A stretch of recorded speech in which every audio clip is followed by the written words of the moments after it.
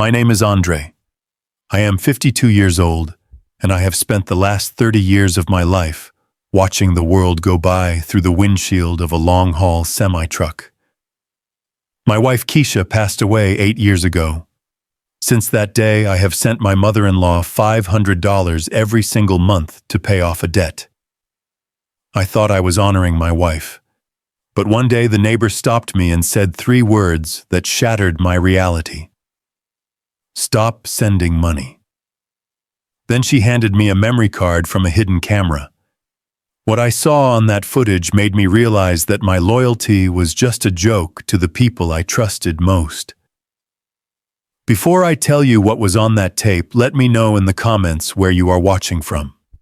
Hit like and subscribe if you have ever been taken advantage of by family.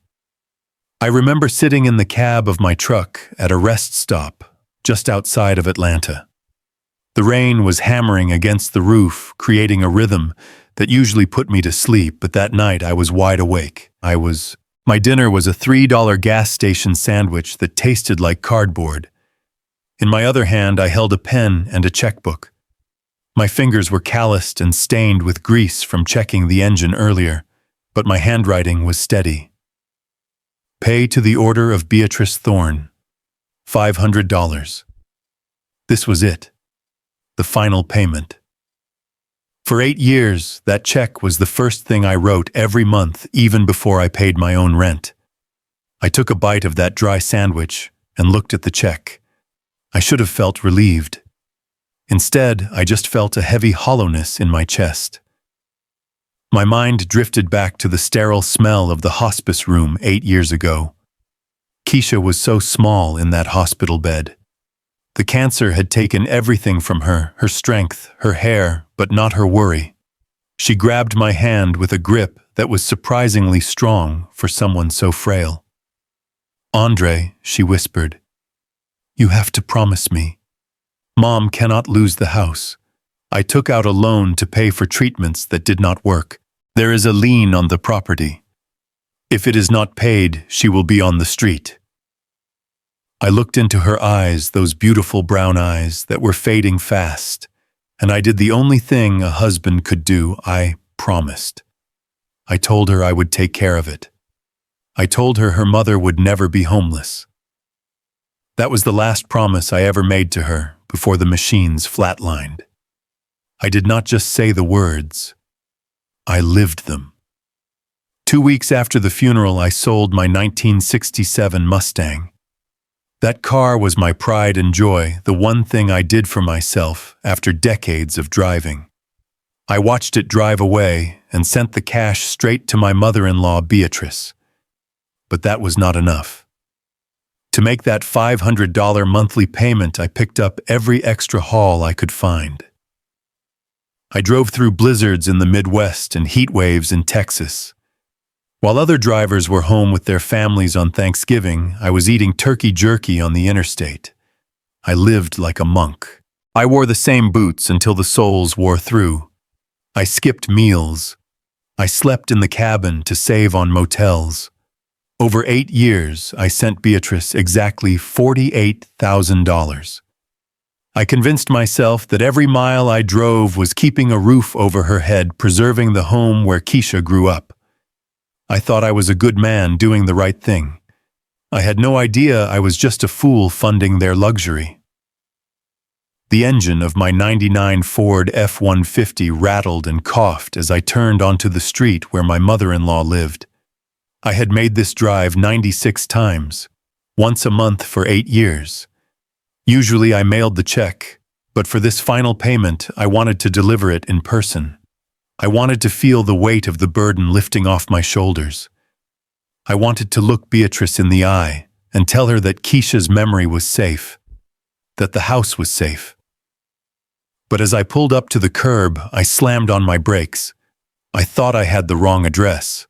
The peeling white paint I remembered was gone, replaced by a fresh coat of slate gray siding. The overgrown lawn was now manicured perfectly, with expensive landscaping rocks and solar lights lining the walkway. But the biggest shock was parked right in the driveway. A brand new, bright red Dodge Challenger with custom rims.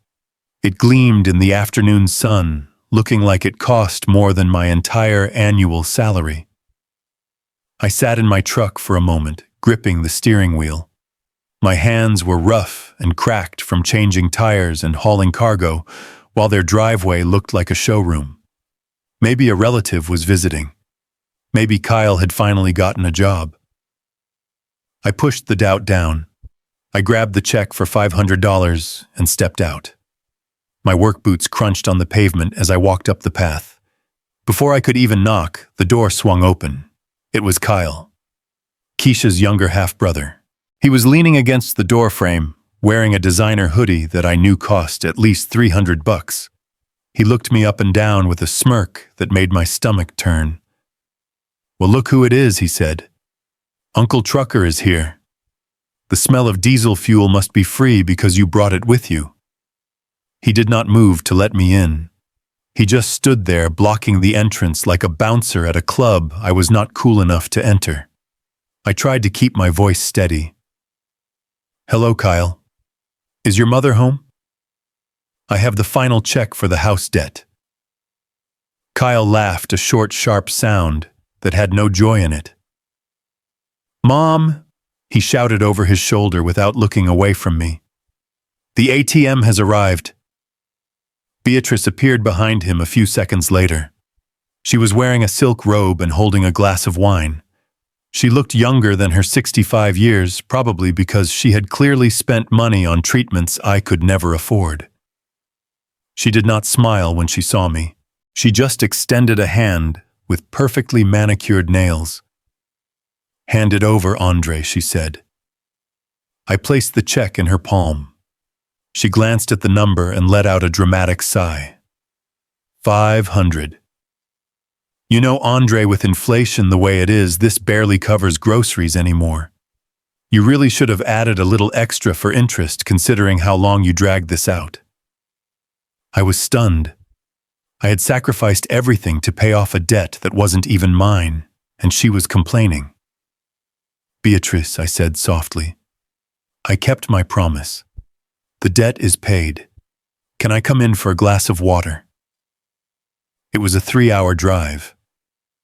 Beatrice looked at her son, then back at me. Her eyes were cold. "Not today, Andre. We are busy. We have guests coming over later, and I do not want the house smelling like a truck stop." I felt the door closing literally and metaphorically, but I needed to ask one last thing. I put my hand on the doorframe to stop Kyle from slamming it. "Wait. I just wanted to ask about the cemetery key. I want to go visit Keisha's grave before I head back. I have not been able to afford the gas to drive out there in 6 months. I figured since the debt is cleared, maybe we could go together." Kyle rolled his eyes so hard I thought they would get stuck. "Oh my God. Give it a rest, old man," he groaned. "She is dead, Andre. She has been dead for 8 years. Visiting a stone isn't going to bring her back. You are so obsessed with the past, it is pathetic. Go find a hobby. Or better yet, go find another shift so you can buy a better truck. This thing is an eyesore in our driveway." My heart hammered against my ribs. I looked at Beatrice, hoping for some defense, some shred of maternal instinct. Keisha was her daughter. But Beatrice just took a sip of her wine and looked at me with pity mixed with disgust. "Kyle is right, Andre. You need to move on. Honestly, looking at you just reminds me of how unlucky my poor Keisha was." "Unlucky," I whispered. "I loved her more than life itself. I worked myself to the bone for her." Beatrice let out a cruel laugh. "Love does not pay the bills, Andre. If she had married that doctor she dated in college like I told her to, we would not have had to scrape by for years. She chose down when she chose you, and look where it got her. Dead and leaving her mother to beg for scraps. You were never good enough for her, Andre. You were just the best she could do at the time. Now take your noisy truck and go." Kyle shoved my hand off the doorframe. "Bye, Uncle Trucker," he sneered. "Thanks for the cash." Then he slammed the door in my face. The sound echoed through the neighborhood. I stood there on the porch staring at the wood grain of the closed door. I could hear them laughing inside. A deep belly laugh from Kyle and a high-pitched giggle from Beatrice. They were laughing at me. I walked back to my truck feeling heavier than I ever had carrying a full load of steel. My legs felt weak. I climbed into the cab and looked at my reflection in the rearview mirror. Gray hairs in my beard, dark circles under my eyes, a faded flannel shirt. They were right. I was just an old trucker, a cash cow they had milked dry for 8 years. I had given them my money, my pride, and my loyalty, and in return, they gave me nothing but contempt. I started the engine and the truck roared to life, choking on its own exhaust. As I pulled away, I looked back at the house one last time. It looked perfect. A perfect lie. I felt a tear run down my cheek, hot and angry. I wiped it away with my grease-stained hand. I was done. I was absolutely done. But as I reached the stop sign at the end of the block, I saw Mrs. Higgins, the neighbor from across the street, waving her arms frantically at me. She was standing in her driveway, wearing a floral housecoat, looking terrified. I rolled down my window, not knowing that what she was about to tell me would turn my sadness into a rage that would burn that perfect house to the ground. I stopped the truck right in the middle of the street. Mrs. Higgins was not the type of woman to wave frantically, unless there was a fire or an emergency. She was 70 years old, a church deaconess, and had lived across the street from Keisha's mother for 30 years. She had always treated me with a kindness that Beatrice never showed. I rolled down the window, and the humid air rushed in. Mrs. Higgins reached the door out of breath, clutching the collar of her floral housecoat. She looked around nervously, as if she was afraid of being watched. "Andre," she whispered, her voice trembling. "I saw how they treated you just now. I saw you standing on that porch like a beggar when you are the one keeping the lights on. It breaks my heart, son. It truly does." I tried to smile, but my face felt stiff. "It is okay, Mrs. Higgins. I am used to it. I just wanted to do right by Keisha. I promised her I would pay off the debt." Mrs. Higgins reached through the window and grabbed my arm. Her grip was surprisingly tight. "That is just it, Andre. You are too good. You are a good man, but you are blind. There is no debt, baby. There has not been a debt for a long time. They are not using your money for the house."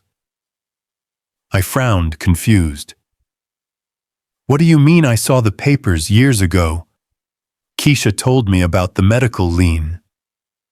Mrs. Higgins shook her head vigorously. "Listen to me. I have a trail camera set up on my front porch. I put it there to catch the raccoons that keep digging up my petunias, but it points right at Beatrice's driveway. It picks up audio too. I have seen things, Andre. I have heard things, late at night when they think nobody is listening." She reached into her pocket and pulled out a small black SD card. She pressed it into my palm. "Take this," she said. "Watch the files from last Tuesday and yesterday morning. I cannot sit back and watch a good man be bled dry by parasites any longer. Go somewhere safe and watch it. Then you do what you have to do." Before I could ask another question, she turned and walked quickly back to her house, not looking back. I sat there for a moment, the tiny piece of plastic burning a hole in my hand. My heart was pounding a rhythm of dread against my ribs. I put the truck in gear and drove 2 blocks away, parking in the empty lot of an abandoned strip mall. I needed to know. I reached under the passenger seat and pulled out my old battered laptop. My hands were shaking so bad it took me 3 tries to insert the card into the slot. The screen flickered to life. I opened the folder. There were dozens of files, but I found the ones dated from last Tuesday first. I clicked play. The video was grainy shot from across the street, but the audio was crystal clear. It showed Kyle standing by his new red Challenger, holding a beer, laughing with two of his friends. He was leaning against the hood, patting the roof of the car affectionately. "Man, nice ride," one of his friends said. "How did you afford this? Did your crypto investments finally pay off?" Kyle laughed, a sound that made my blood boil. "Crypto? No way, man. I have something better than crypto. I have a dumb uncle. You know Keisha's husband, the trucker? The guy is a total idiot. He thinks mom is drowning in debt from medical bills. Every month, like clockwork, he sends a check. $500. Sometimes more if mom gives him a sob story." The friends laughed. "No way." For 8 years, Kyle bragged, taking a swig of his beer. "That idiot paid for this car. He paid for my trips to Vegas. He basically funds my life so I do not have to work. He thinks he is saving the family home. It is hilarious. He comes over, mom insults him. He looks sad and he still hands over the money. It is the easiest hustle in the world." I felt like I had been punched in the gut. I paused the video. I could not breathe. All those nights I slept in the freezing cabin of my truck to save money on motels. All the meals I skipped. All the hours I drove until my eyes burned. I did it for him. I did it to buy a sports car for a man who called me an idiot. I felt bile rise in my throat, but I forced myself to click on the second video. The one from yesterday. This one showed Beatrice. She was pacing on the porch, talking loudly on her cell phone. She sounded excited. "Yes, Mr. Henderson," she was saying. "I have the paperwork ready." "No, do not worry about the title. It is clean." I turned the volume up to the maximum. "What about the daughter's husband?" the voice on the other end asked faintly. "Does he have any claim?" Beatrice waved her hand in the air dismissively. "Andre, please. He does not know anything. He thinks the house is underwater. Listen to me. Keisha is dead. Dead people do not talk. I hid the real will years ago. As far as the world knows, she died intestate and I am the next of kin. I forged the quitclaim deed last year just to be safe. Andre is a truck driver, not a lawyer. He will never figure it out. So are we good for 800,000? She paused, listening, then grinned. Perfect. We will sign next week. Once I get that cash, Kyle and I are moving to Florida. Let the bank foreclose on this place for all I care after we get the money. Or better yet, I will tell Andre he failed and let him cry about it. The video ended. The screen went black. But I could still hear her voice echoing in the small cabin of my truck. $800,000. Hidden will. Forged deed. I sat there in silence for a long time. The sadness I had felt earlier, the grief that had weighed me down for 8 years, it began to evaporate. But it was not replaced by relief. It was replaced by a cold, hard clarity. I started to piece it together. The puzzle finally made sense. There was never a medical lien. Keisha had excellent health insurance from her job as a teacher. She had told me about the debt on her deathbed because she was confused, or maybe Beatrice had whispered lies to her while she was medicated, making her panic about her mother's future. Or maybe, just maybe, Keisha never said anything about a debt at all. I tried to replay that memory. I was so grief-stricken, so tired. Beatrice was the one who translated Keisha's mumbles. Beatrice was the one who told me what Keisha wanted. I had been played. Not just for money, but for my soul. The house. I remembered when Keisha bought it 10 years ago. She was so proud. She paid the down payment with her own savings. She wanted her mother to be safe. The house had likely been paid off by Keisha's life insurance policy the moment she died. That is standard for mortgages. That meant for 8 years the house had been free and clear. Every dollar I sent, $48,000. It went straight into their pockets. They watched me wear the same clothes for 5 years. They watched me age. They watched me suffer. And they laughed.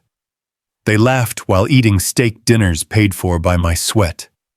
They laughed while driving cars fueled by my exhaustion. And the worst part was the will.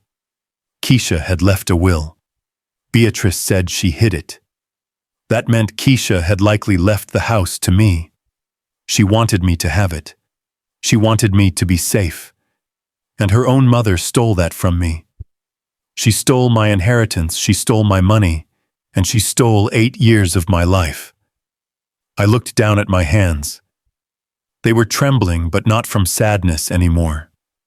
I closed the laptop slowly. The sound of the lid snapping shut was like a gunshot in the quiet cab. I reached for my phone. I was not going to drive back there and yell. I was not going to throw a brick through their window. That is what the old Andre would have done. That is what a stupid trucker would do. No. They wanted to play games with legal documents. They wanted to talk about laws and deeds. I could play that game too. I dialed a number I had saved years ago, a buddy of mine from the army who was now a forensic accountant. Then I looked up the number of the best estate litigation lawyer in the state. Beatrice said, "Dead people do not talk." She was wrong. Keisha was talking to me right now. She was telling me to stand up. She was telling me to fight. And for the first time in 8 years, I was going to listen. I started the engine. The rumble felt different this time. It sounded like war. I did not sleep that night. Rage is a powerful fuel much stronger than diesel. But unlike the blind anger that makes men throw punches in bar fights, this rage was cold. It was precise. It was the kind of focus you get when you are driving an 18-wheeler down an icy mountain pass. One wrong move and you die. So I did not rush. I waited until the sun came up and the government offices opened. I put on my best button-down shirt, the one I usually saved for church, and drove to City Hall. I walked into the records department with a purpose. The clerk was a tired-looking woman named Brenda, who looked like she had seen it all.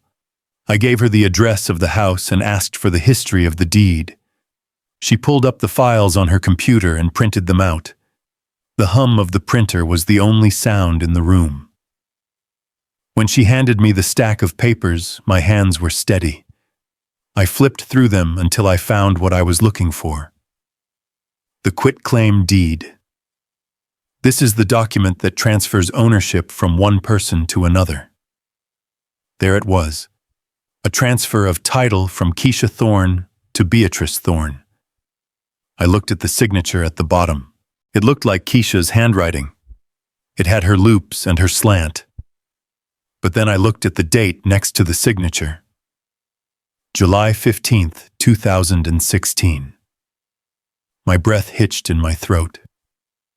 Keisha died on May 4th, 2016. I stared at that paper until the numbers blurred.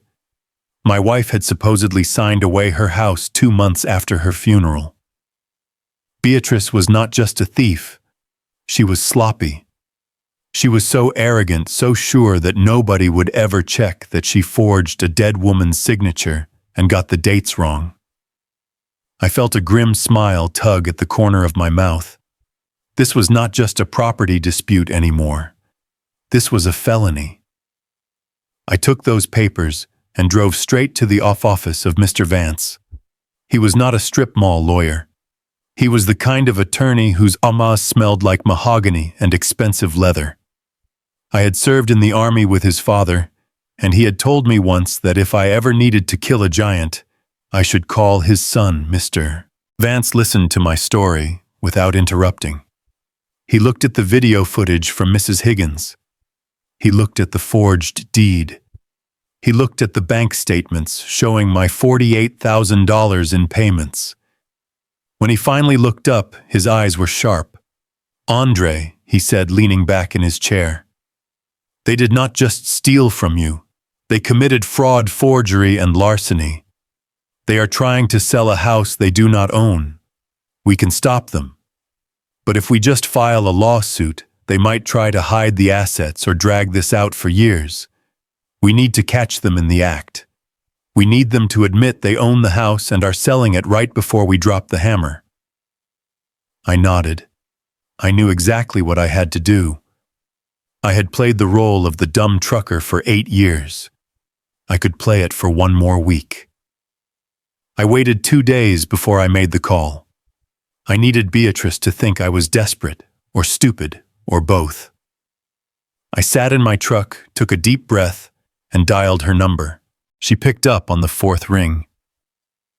"What do you want now, Andre?" she snapped. "I told you we are busy." I made my voice sound shaky, excited, like a kid who just found a $20 bill on the sidewalk. "Beatrice, please do not hang up. I have news. Good news." She sighed loudly into the phone. "Make it quick. I have a meeting with Mr. Henderson about some paperwork." She was about to say the house sale. I cut her off. "I won, Beatrice. I bought a scratch-off ticket at the gas station this morning. I won $50,000. The silence on the other end of the line was instantaneous. I could practically hear the gears turning in her head. "50,000, she asked, her voice suddenly dropping an octave, becoming smoother, sweeter. "You are joking." "I am serious," I lied. "It is the most money I have ever seen. And look, I know things got heated the other day. I know you think I am a failure. But I am leaving town, Beatrice. I am moving to Alaska to work the ice roads. I want a fresh start. But before I go, I want to make peace. I want to give you the 50,000 as a parting gift, to help with the house, to help Kyle." There was a pause. Then I heard Kyle's voice in the background. "What did he say? 50 grand, give me the phone." Beatrice hushed him. "Andre, honey, that is very generous of you. I always knew you had a good heart deep down. We were just stressed the other day. You know how it is." "Yeah, I know how it is," I said, gripping the phone so hard the plastic creaked. "I want to bring the cash over, in a briefcase, this Saturday. Maybe we can have a little farewell dinner as family." "Oh, absolutely," Beatrice chirped. "Saturday is perfect. In fact, Mr. Henderson, our real estate agent, will be here too. We were going to sign some final papers, but this is a celebration. You should come. We will cook your favorite pot roast." I almost laughed. She did not know my favorite meal. She never had. But the trap was set. She wanted me there so she could take my $50,000 and then immediately sign the papers to sell the house for $800,000. She wanted to strip the carcass clean one last time. "That sounds lovely, Beatrice," I said. "I will see you Saturday." Noon. I hung up the phone and stared out the windshield. They took the bait. They swallowed it whole. They thought they were getting a final payday from the stupid uncle. They had no idea that when I walked through that door on Saturday, I was not bringing a briefcase of cash. I was bringing a storm that would wash their entire fake life away. I spent the rest of the week preparing. Mr. Vance prepared the legal injunctions. We contacted the local sheriff's department to escort us, citing the potential for volatile conflict given the high value of the fraud. Everything was lined up. Saturday morning arrived with a bright, clear sky. I shaved my beard. I put on my best suit. I looked in the mirror, and I did not see the tired man who ate sandwiches at gas stations anymore. I saw a husband who was finally keeping his promise. I got into my truck, but this time I was not alone. Mr. Vance was in his car behind me and a sheriff's cruiser was behind him. We rolled out like a funeral procession, but we were not going to bury anyone. We were going to resurrect the truth. As I pulled up to the house, I saw the balloons tied to the mailbox. "Welcome home, Andre," the sign said. It was sickening. The red Challenger was polished to a shine. Another luxury sedan was parked in the driveway, probably the real estate agent's car. They were all in there clinking glasses, waiting for their payday. I turned off the engine. I picked up the thick manila envelope from the passenger seat. It felt heavy. I stepped out of the truck and walked up the path. The solar lights sparkled in the sun. The landscaping looked pristine. Everything about this house was paid for by my sweat, and today I was coming to collect the receipt. I rang the doorbell. I took a deep breath. It was showtime. The dining room smelled like roast beef and expensive perfume. Beatrice had gone all out.